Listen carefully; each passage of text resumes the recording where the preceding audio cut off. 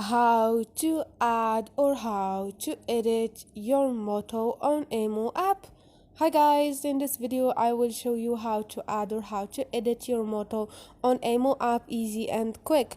So first thing, go to your Emo. Once you are here, click on the profile icon up there and click again on the profile icon. Now all you need to do is scroll down and you're gonna find edit, which is the last option, and here click on motto and you can say something wherever you want. Just type anything you want, and once you are done, click on the check icon and they're gonna show your motto on your profile.